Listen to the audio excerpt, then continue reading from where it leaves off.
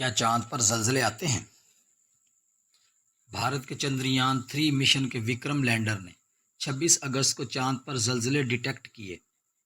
یاد رہے کہ چاند پر بھی زمین کی طرح زلزلے آتے ہیں، تاہم یہ زلزلے زمین کے زلزلوں کی شدت سے کم ہوتے ہیں۔ وکرم لینڈر پر موجود زلزلوں کو ماپنے کے لیے ایک سائنسی آلہ نصب ہے۔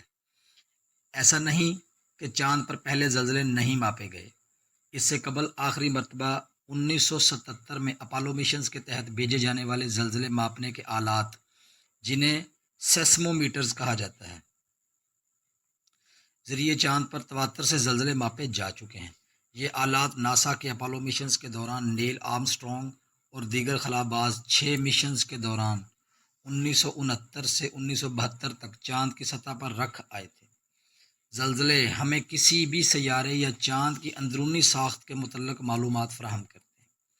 آج جو ہم زمین کی مختلف تہوں کے متعلق جانتے ہیں، وہ دراصل کوئی زمین کے اندر جا کر نہیں دیکھ آیا، بلکہ جب زلزلوں کی لہریں زمین کے ایک طرف سے دوسری طرف زمین سے گزرتے ہوئے جاتی ہیں تو ان لہروں کی توانائی، فریکوینسی اور دیگر خاصیتوں کے بدلاؤ سے ہم جان پاتے ہیں کہ زمین اندر سے کیسی ہے اور کن معدنیات یا دھاتوں سے بنی ہے۔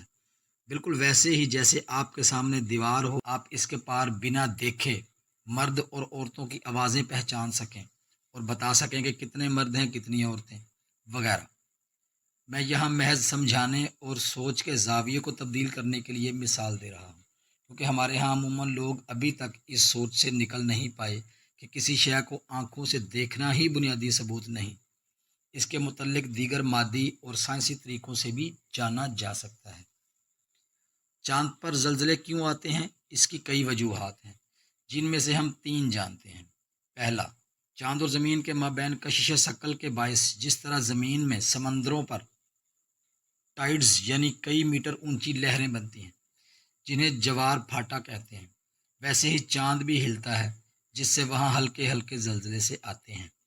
دوسری وجہ چاند پر شہابیوں کا گرنا ہے، اور تیسری وجہ چاند کی سست محوری گردش، جس کے باعث چاند کی ایک طرف سورج کی روشنی قریباً 14 دن تک پڑتی ہے، اور پھر جب یہ سائڈ تاریکی میں جاتی ہے تو ٹھنڈی ہونے لگتی ہے۔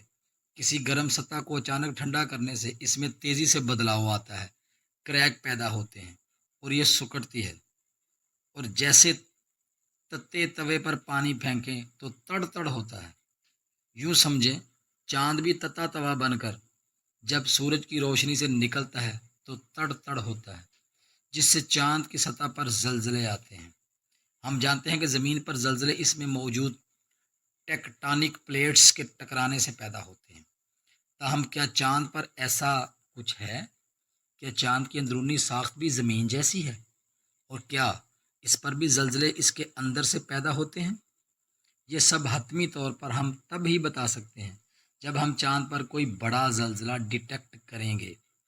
چندریان 3 مشن میں موجود زلزلے ماپنے کا آلہ ایک بنیادی مگر ایک اہم آلہ ہے، تاہم 2025 میں ناسا، فرینچ اسپیس ایجنسی اور پیرس میں موجود سائنسدانوں کی ٹیم، جس کا میں بھی رکن ہوں، کی مدد سے چاند کی زمین سے نہ دکھنے والی سائڈ، جسے فار سائڈ کہا جاتا ہے، پر زلزلے ماپنے والے لینڈر لینڈ کرائے گا، جسے فار سائڈ سایامیک سوٹ کا نام دیا گیا ہے۔ اس حساس آلے کی مدد سے ہم چاند پر آنے والے کم اور زیادہ شدت دونوں کے زلزلوں کو ماپ سکیں گے، جسے ہم چاند کی اندرونی ساخت کے متعلق حتمی رائے قائم کر سکیں گے۔ اس سب کے علاوہ 1977 تک کا حاصل شدہ اپولو مشنز کا زلزلوں کا ڈیٹا بھی میری ٹیم کے سائنسدان آرٹیفیشل انٹیلیجنس کے ذریعے پھر سے گھنگال رہے ہیں، جس سے ہم بہتر طور پر چاند کی اندرونی ساخت کو جان سکیں گے۔ 2011 کی ناسا کی تحقیق کے مطابق چاند کی اندرونی تہہ بھی زمین کی طرح پگھلے لوہے سے بنی ہے۔ حال ہی یعنی 2023 میں کشش ثقل ماپنے والے حساس آلات اور ان کے ڈیٹا کی مدد سے اس خیال کو تقویت بھی ملی ہے، ہم اس پر مزید تحقیق اور مزید ڈیٹا کے بعد ہی ہم چاند کے اندر کے رازوں کو جان پائیں گے۔